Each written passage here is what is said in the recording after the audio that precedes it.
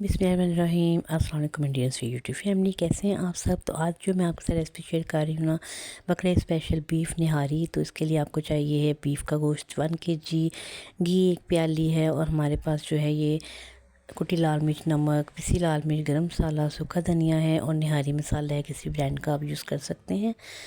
اور اس کے علاوہ جناب ہمارے پاس لہسن ادرک کا پیسٹ ہے۔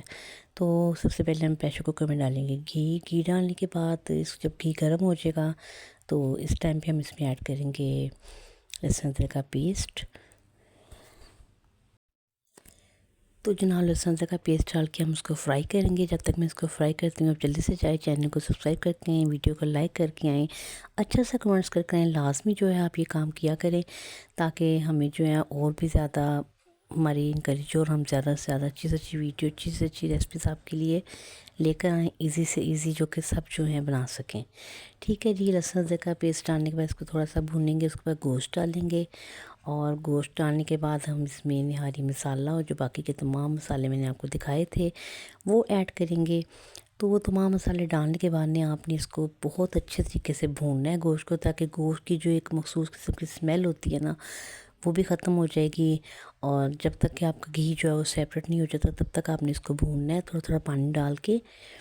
اور بڑی اچھی سی، یہ دیکھیں اس ٹائم پہ اتنا آپ نے 10 منٹس کی تقریباً بنائی کی ہے۔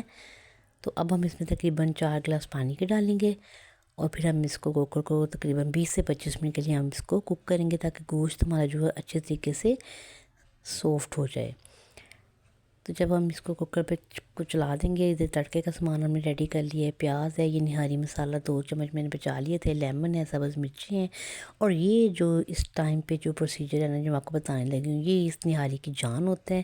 1 پیالی ہم نے آٹا لیا ہے، اس کو ہم اچھے طریقے سے مکس کریں گے، پانی ڈال کے نا اس کو بالکل آپ نے پتلا سا ایک مکسچر سے ریڈی کر لینا ہے، تاکہ اس میں کوئی گٹھلی وغیرہ نہ ہو۔ بس یہ آپ نے اس بات کا دھیان رکھنا ہے، کیونکہ گٹھلی جو ہے نا وہ پھر آپ کی نہاری کا جو ہے نا وہ سارا ایک جو ٹیکسچر ہے وہ خراب ہو جائے گا۔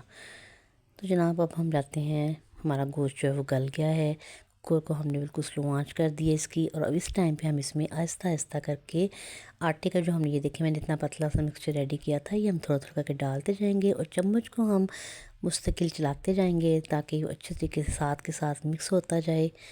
تو جتنا آپ کو تھک رکھنا ہے آپ اتنا اس کو تھک کر لیں۔ تو یہ دیکھیں اس طریقے سے آپ اس کو مستقل چلاتے جائیں، اور ساتھ ساتھ جو ہے ویڈیو کو بھی لائک کریں، چینل کو بھی سبسکرائب کریں۔ یہ دیکھیں ٹھیک ہے جی، یہاں میرا اتنا تھک ہو گیا تھا، اب میں اس کو ہلکی آنچ پہ جو ہے پکنے کے لیے چھوڑ دوں گی، اور ساتھ میں اپنا تڑکا ریڈی کر لوں گی۔ تڑکے کے لیے میں نے پین میں تھوڑا سا گھی ڈالا ہے، اور ساتھ میں نے ایک میڈیم سائز کی پیاز تھی وہ کٹنگ کر لی تھی وہ ڈالی ہے، اس کو ہم کریں گے لائٹ براؤن۔ اور ساتھ ہی یہ میں نے جناب جب میرا گوشت جو گل گیا تھا اس کے اوپر سے گھی میں نے اتار لیا تھا، وہ گھی میں نے ایڈ کیا ہے، اور ساتھ میں نے نہاری مسالہ، سبز مرچیں ایڈ کر کے، یہ دیکھیں کتنا خوبصورت لک آئی ہے ہمارے تڑکے کی۔ تو اب ہم یہ نہاری کو دیں گے تڑکا، اور اس کے بعد اس کو سلو آنچ پہ رکھ دیں گے، اور بڑا اچھا سا اس کے اوپر سارا ریڈ ریڈ سا آئل آ جائے گا، اور پھر ہم اس میں ڈالیں گے لیمن، اور اس کو گرم گرم نان کے ساتھ آپ کھائیں، بوائل رائس کے ساتھ کھائیں، سچ بہت مزے کی، بہت ٹیسٹی بنی تھی۔ تو ضرور ٹرائی کیجیے گا، مجھے اپنی دعاؤں میں یاد رکھیے گا، اور اپنا بہت سا پیار دیجیے گا، پلیز سپورٹ کیا کیجیے۔ آپ کا بہت بہت شکریہ کہ آپ نے میری ویڈیو دیکھی۔ تھینک یو سو مچ۔ اللہ حافظ۔